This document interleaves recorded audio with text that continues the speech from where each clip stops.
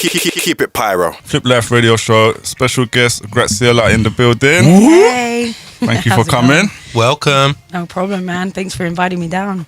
Well, we should have probably done this for a while, but you've got music out and stuff to talk about. Yeah, finally, man. Firstly, we'll get straight into what we've been talking about. Do you think there needs to be an International Women's Day? Yeah, why not? Why though?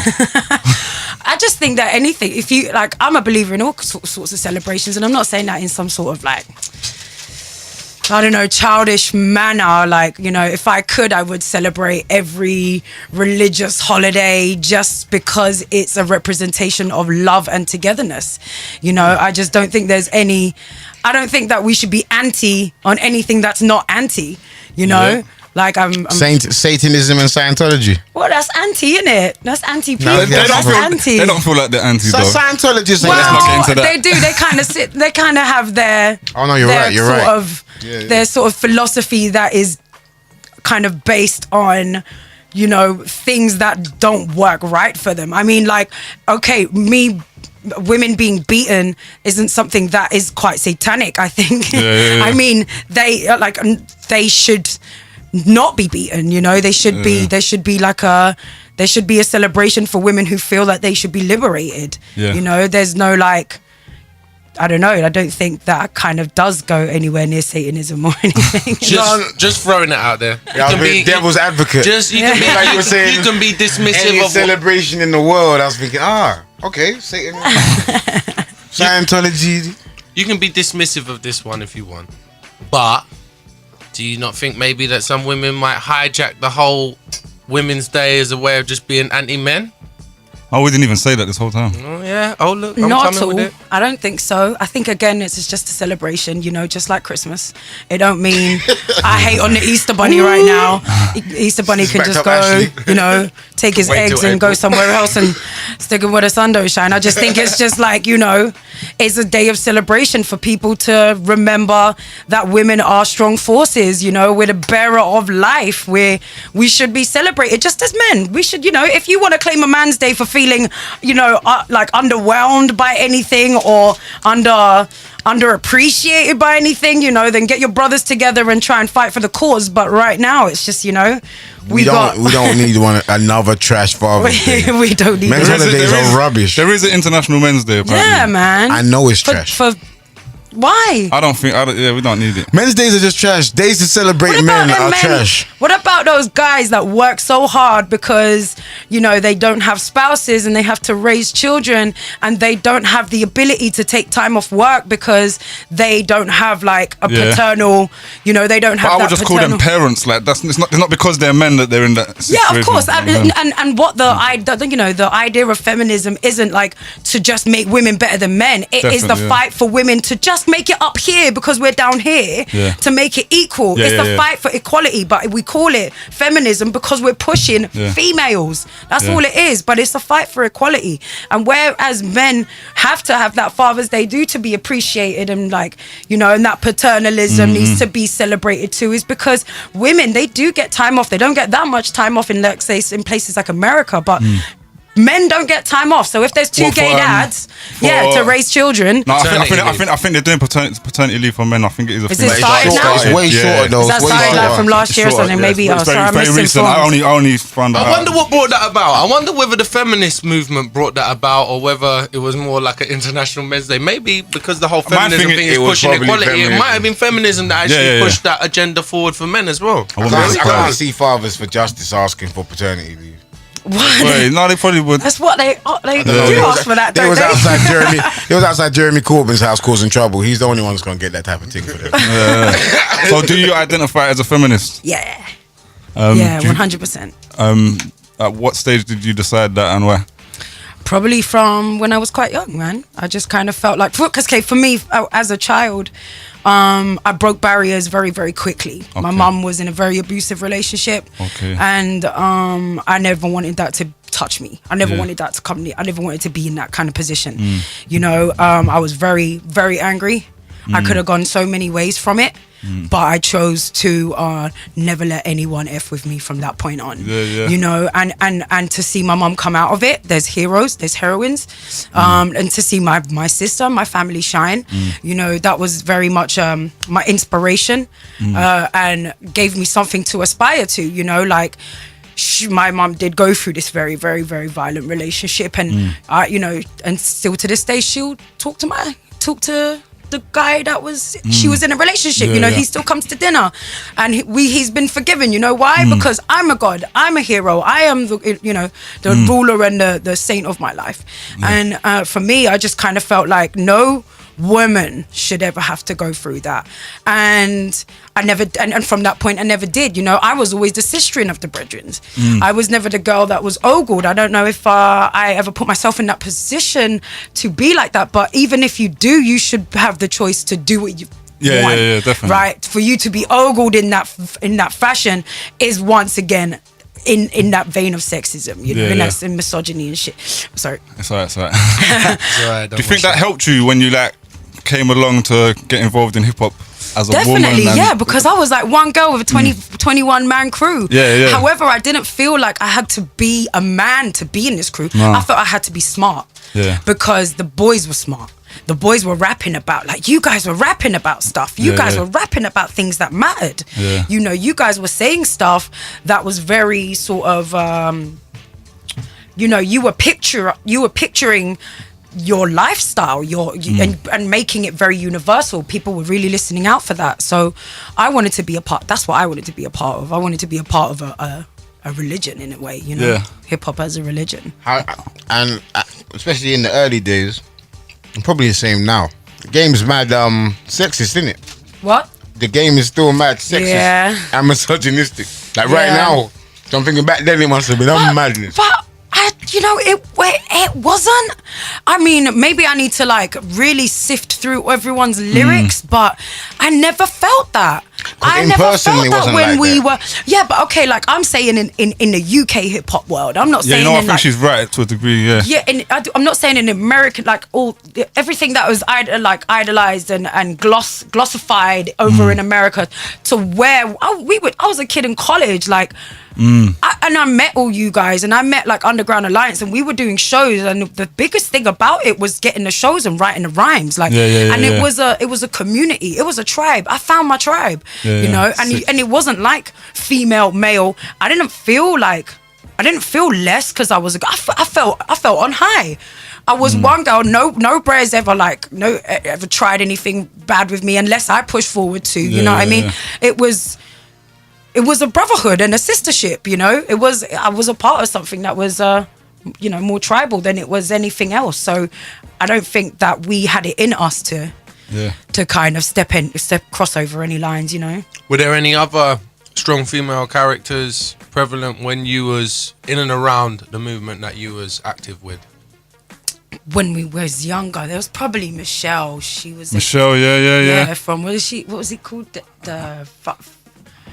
I can't remember. Fire demons. Fire demons that might be. Fire demons. They're not Satanists. Yeah. No, there's a few. Lost Soldier, wasn't she part of that whole movement? She's still doing stuff as well, man. She's still rolling and stuff. Right, I remember Lost Soldier though. Yeah. I done like some freestyle over a couple of years ago. Did you feel like a sistership with them, or did you feel like because you were females in a male-dominated environment, whether it was misogynistic or not, that's a different thing, but definitely male-dominated environment, did you feel that brought a stronger bond, or did it bring, and I always ask this, or did it bring conflict amongst you, like, I want to be the woman that shines? Oh, no, it definitely didn't do that. We all, you know, we were all like street fighters, innit? Everybody's got their different vitality. Like, I was probably like, you know, what's her name? Chun-Li, yeah. But then there was all that, you know, there was. If you would have said Cammy, I wouldn't have rated you. It's Chun-Li all the way. I just forgot my China bun at home. There we go. But everybody just had their own move, you know. She was a different type of rapper to me. I didn't even rap at first. I was a singer, you know, and then I just enjoyed rapping because The guys made it just look. I say guys as in like a group, but like everybody made it feel like it was like something so fun to be a part of. So when I started rapping, it was just like a different story. That's mad. I didn't even know that. I always remember you as a rapper. Really? I just remember you rapping, and then I think I can't remember when I saw you singing, and I think she's singing as well. Yeah. So what? You never had no competition with other female rappers in the game? There's competition between everyone human in the rap game. You know what I mean? Is there camaraderie like as there's camaraderie and there's competition in the whole of UK hip hop, like between the females? I mean, I haven't taken it that far though, have I? I'm just kind of starting all up again. So back then it was, you know, you it's like a friendly competition. It's not bad. It's good. You should challenge each other. You know what I mean? You should try and want it. You should try and want to be better than the next person that you're working next to, as well as elevate them. You know, it's a bit of a bipolar situation, but that's what you have to do. We've got each other. Like, I'm here on the radio station with you. Like, it helps me. I help you. Like, of course. You know what I mean? This is like a situation of one of those times, you know? Yeah, I get that. I mean, just my presence here, it makes the other guys raise their game. Especially with that shirt. I appreciate the joke. This is a running theme. Hey, listen, we're gonna bring Antonio on and we're gonna have a big discussion about this next week. So you've been a lot around in the industry for a long time. We mentioned Underground Alliance. You worked with Foreign Beggars. Wait, before you do. Underground Alliance, yeah. Underline. I was thinking like they're really successful. They're really responsible for a bunch of successes. Like they don't get no credit. Like yourself, Scribe, Mooney. No, I'm joking. But there's a lot of people in that crew that went on to do other things. Like are you still in connection with them? Yeah. Well, I saw Ed the other day. I think was it 2 weeks ago? Yeah. Just caught up with him quickly at the 22 Karma Rap Show sick. preview. And who else have I seen? No, like, you know how we they're kind of long distance cousins. Like, that was the Foreign Beggars album you're talking about. We all had guest lists for that and completely forgot to go. But you did? No, you got to go to their next one. The actual show. That was near my birthday, so I was speaking to Orifice about that. Get some of that action, man. His name is kind of misogynistic. Orifice Volgatron. It's just whatever comes out of his mouth is like.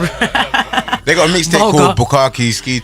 Yeah, and my mum was like, when I left it on the kitchen table one time, and my mum was, darling, what is bukeke?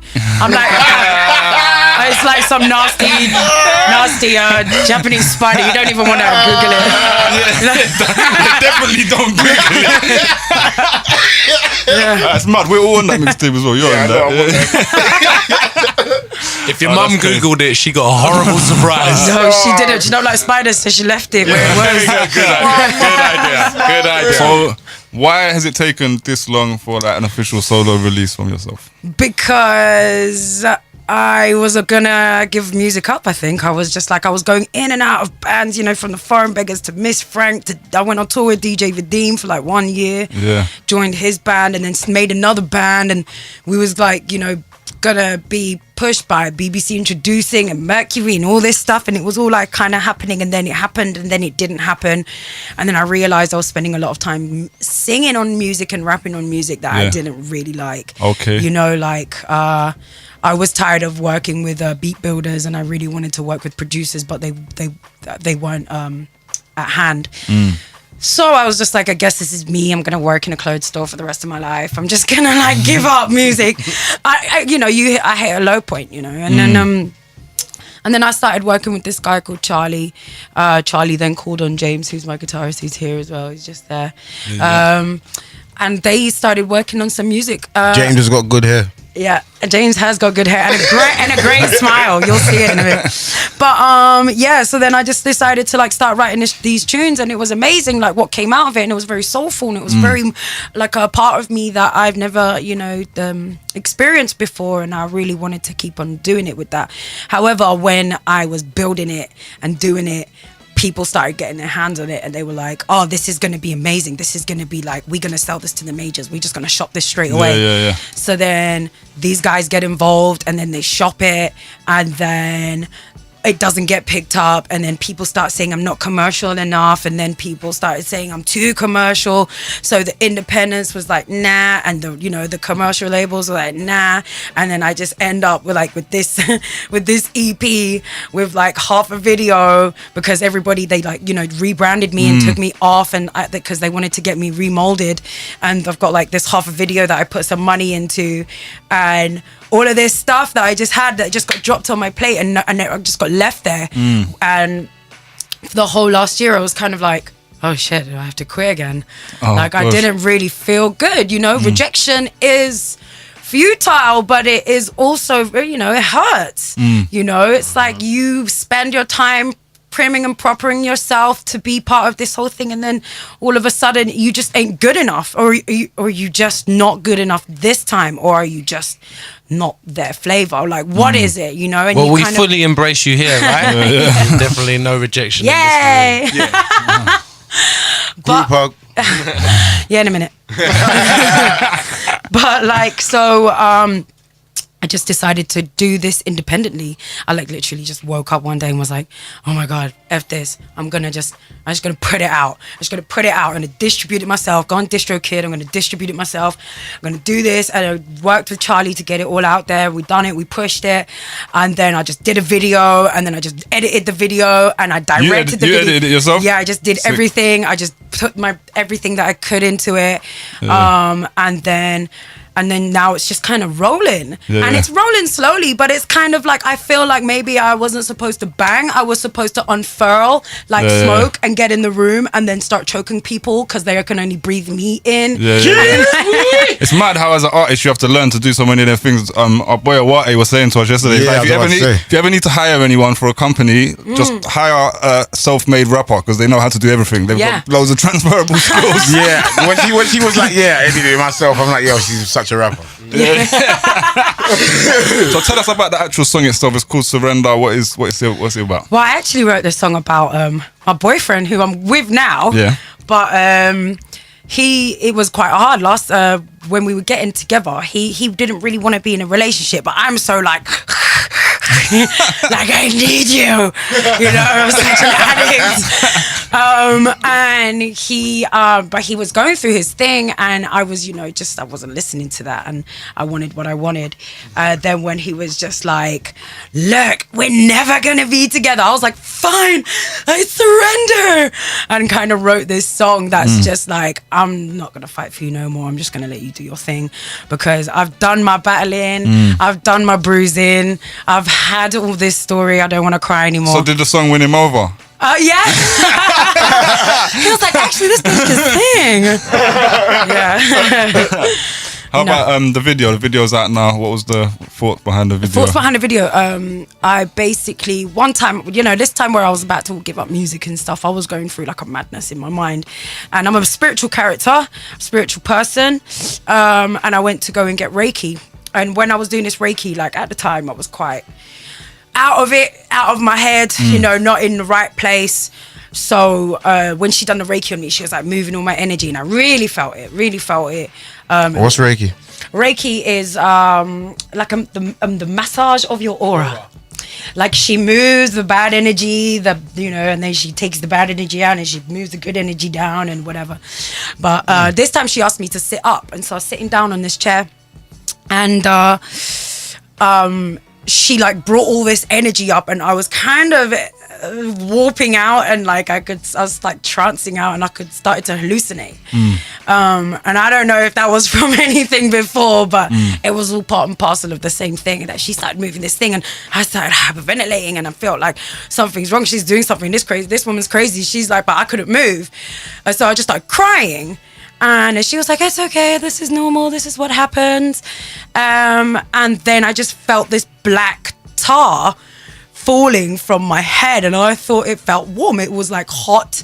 And I don't know if it was like my face, my muscles were like just moving in motion, and like felt like this pressure on my face, but it was just, along with my hallucinations and my trance-like state, and this place that she put me in, and I'm a believer in light and energy, so I'm really connected to it. So even if I created it myself, I released it myself. You know what I mean? And it was like this black light thick energy that just kind of slopped its way down and kind of fell off me, and I was crying, and I left, and I wanted to hug her, and she was like, no, don't touch me because I'm in a bubble. And then I left, and then I felt like normal and nothing ever happened. She said don't touch me? Yeah, because she does a lot of energy clearing for a lot of people, so she's not allowed to actually make contact with people. Okay, because Did you still have the black tar on you when you went to touch her? Yeah, no, that was gone. That kind of disintegrated. Okay. So you need to watch the video later because this kind of happens. Yeah. So you recreated it in the video? Yeah. Okay, yeah, for sure. That's dope. That sounds dope though. And I believe you. Swear down. Yeah, I've had Reiki too, man. Is it? Yeah. Any experiences that interesting? Okay. I'm gonna keep it brief. Yeah, but listening to that, I connected. Once I had Reiki, and it was so bad. No, it was like the experience was so bad. The next day, I was ill for 3 days. All I can say is I had what I would call a purge from my innards. Wow. Yeah, as in my system cleansed itself. I couldn't eat nothing for 3 days straight. I was in bed sick. I said you was getting out some bad energies there, fam. Yeah, I thought that it had made me ill and that it was really bad. And someone says sometimes in order to heal, you got to feel a little bit worse. But I genuinely was like really, really ill for 3 days. Do you remember how you felt after those 3 days? I feel like I am now spiritually lifted, man. Spiritually lifted and gifted, you know what I'm saying? Lifted. There we go, yeah. I felt a lot better than I did while I was in the bad state, put it that way. But it definitely did. It had a physical and psychological effect on me, no doubt. Nice. Better education. Loads today, innit? Loads in the first half. What country is Reiki from? Okay, no. Japan. Too many questions. Okay. It's a movement of energy, and it was just designed in Japan. Samurais or ninjas? Samurais or ninjas. Well, I don't know. I'm Filipino, so what do we do? I don't know if we have we got this thing called Tinikling. You got a Manny Pacquiao? Yeah, we got Manny Pacquiao. He's like the Spider-Man. And Dave Chappelle's wife. Spider-Man. Were you the first rapper on the X Factor? I've always thought this. If you could call it rapping, it was just some stuff that they kept on asking me to throw together. Because when I was going on the X Factor, the funny thing about it is that everybody had to pick 2 songs right from the beginning, and you don't go on TV until you've done like 4 or 5 meetings of producers, executive producers, and researchers or whatever, and you sing to them first. So the very first one you do, you're herded in like cattle. And my cousin was like saying to me, "Oh, like we got she put me through. She signed that thing for me, and I didn't want to go, and then she made me go. And I was like, I'm only going if I pass this whole crew. So she was like, well, how are you going to do that? I ran up to the front. I was like, I really need to go to the toilet. So I ran in, just grabbed a number and just sat down and was like, I'm not waiting all day for it. But then we ended up having to wait. No, that was the second time. Anyways, so you get into these telephone booths like that have one other person sitting in it, and they're like, okay, sing your song. And then you sing your song. And then you're supposed to like get your golden ticket or your red ticket. The red ticket is like, go home. Yeah. Golden ticket is like, go through Willy Wonka Factory. And then, but with me, she asked me to sing. And because my cousin filled it out and said all this stuff that I did, like did work with Plan B and did work with this. They were like asking me for all my back history and shit. So I was like, and then they were like, and so you rap? And I was like, wow. Yeah. And they were like, well, can you give us a rap? And I was like,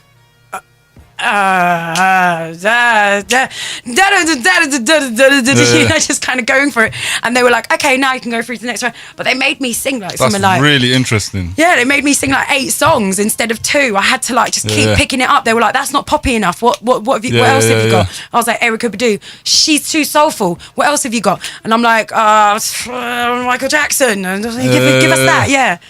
But I always I always thought about that, just the rapping side of it. No one had really been accepted doing that. Yeah. So they were actually, the fact they're actually asking you is quite interesting, that they were seeing. Yeah, they were seeing where they could probably take it. Yeah. Or even with how now there's rappers in the charts every day, and it wasn't like it was now starting. It would have been massive if they did that. If they just did it for the first time now. Yeah, true. Yeah. I haven't watched X Factor in many years. Yeah. I don't know. Is it still on? I've got no idea. It is. Oh. What happened after you did the X Factor, for those who don't know, and got to the final shows? What happened with the group Miss Frank afterwards? Oh, yeah. Just what happens, you don't know each other, you're strangers. Why all of a sudden you got to be best friends? Yeah, for real. So it just didn't work. Like I still talk to still talk to Shah Alexandra. She's like still a good friend of mine. She's, you know, she's kind of family, but we, you know, for the other girls, it didn't really work out. Not in a bad way, just like, you know, you got your people. Yeah, of course. And it's like, sometimes you're not people, but it's not in a bad way, because she's a very lovely girl. She's a very lovely person, but, you know, we were talking cheese. Well, they kind of put you together. Yeah. And it was the first time they done that as well. So... Yeah, but that's off what we know. You don't know what they've done. But that on TV, that whole TV thing's scripted, man. They're you know, evil. of course. But like, that's what that was the first group that we saw put together on X Factor on the TV show. Like manufactured. And then they started doing it every year in One Direction and Little Mix. There. Yeah. The girls and what's the other one? The guys. JLS. Did they? I don't think they put them together. They was before. Yeah, they was already a group. All right. Well, so I'm saying. What do you think about them groups and how they're put together? Is it? I only know one. No, I don't mean those groups specifically. I just mean like with the concept of putting groups together. Well, the thing is, what they told us was that solo wise, first they told me image wise I wasn't going to make it, and they said that they even, like, when I even got into the X Factor house, they even Sunita, she said to me, "Oh, we've got you a treadmill, babe. Oh, wow. So anytime you want to just use that, you know, don't worry about it. You can use it. We'll just shut the whole room off for you." And I was like, okay, all right. I'm not going to use it anyways. Because Sunita looks so great. Yeah. Wow. But you know, and then and it, for me, it was more image wise that I wouldn't have been able to make it, and you know, that's really bad. You know, that's really like degrading on oneself. You're penger than Sunita. Sunita's only just there because she's just a bracelet for what's that brother's name, Simon Cowell. Yeah, for real. I know. Anyway, I suppose moving back up to current times, what's the plan after this single? What's next? Well, the EP, you know, we're gonna drop it. It's called Finally. Oh, sick. It was going to be called Finale because it was going to be all about a life that was gone and all love and lost and stuff, but just makes more sense to be called Finally because it's finally out. But yeah, we've got another single coming up, which, yeah, that will probably come to it when it comes to it. But the EP is coming up in June, so we're going to be dropping that. Right, with it being such a long process between and the journey that it took you to get to the point where you're like, okay, I'm going to put my work out now. Yeah. And having gone through that sort of, I'm going to quit. Oh no, let me get back on it. Oh, we're going to put it out this way. You've had a lot of ups and downs. It's been a long build up towards putting this out. How has it felt now that you've finally actually put something out to the public? Is there a big sense of, you know, joy, or is there a sense of, is it an anticlimax? What's the energy like? It's with that? Relief, and it's also fear, because I was saying this to Ebo from the Phone Beggars the other day. I was on the phone with him, and he was like, I'm so proud of you, like, you know, the things that you're doing, you're finally doing it, you're taking control. And I was like to him, yeah, and it's really scary. I feel like a single mother. You know, I feel like I've just birthed this child and I've got no help and I've got no support and I've got nothing, and it's scary, but it's a relief. Like, you know, like, this is my life now. This is it. I'm gonna have to figure this out now. I'm gonna have to do this because this is all I've wanted to do. Like, and I've got to raise this EP. I've got to raise this EP into another album, another album, and let it go through its stages of life, because, you know, and I'm gonna do it alone because, you know, I started it alone, and I'll have to go on like that, you know. I like that analogy, man. I guess this is more of a statement than a comment rather than a question, but maybe you should feel really proud about the fact that you're already considered and respected as an artist, and seen and you know, and this is the first project this first solo project you've actually put out. So in itself, that's a huge achievement, because there's many people trying to put work out now that are just looking to be respected as an artist, let alone take it any further. You've kind of already achieved that somehow without putting the work. So maybe that's something to reflect on and realize that's a huge achievement in itself. And then, gosh, we're all excited about what's to come in the future now, isn't it? Where can people, where are people going to be able to find it? Where can they find you? On all online stores, so Spotify and Google Play and Amazon, Alexa.